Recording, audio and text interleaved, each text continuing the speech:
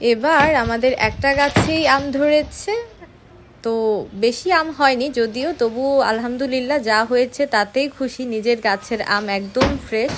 এই তো আমার আম্মু কোটা দিয়ে আম পাড়ছিল, আর আমরা তো কুড়ানোই ব্যস্ত। তো মোটামুটি যা হয়েছে যথেষ্ট।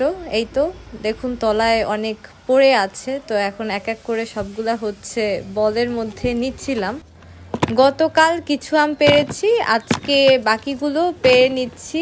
শেষ বেশি হয়নি, একটা গাছে যেহেতু হয়েছে। এই গাছের আম মোটামুটি সাইজে ভালোই বড় হয়, আর খেতে তো অনেক মজা। আর আমি মিষ্টি আমের পাগল, আমার আম ভীষণ পছন্দ, ভীষণ ভীষণ পছন্দ করি আমি। এই যতগুলো আম হয়েছে আর কি, মনে হয় যেন সবগুলো আমি একাই খেয়ে ফেলতে পারবো। আমরা প্রতি বছর তো অনেক আম কিনে খাওয়া হয়, অবশ্য সেসব থেকে তো নিজের গাছের আম একদম ফ্রেশ, এটার স্বাদই আলাদা।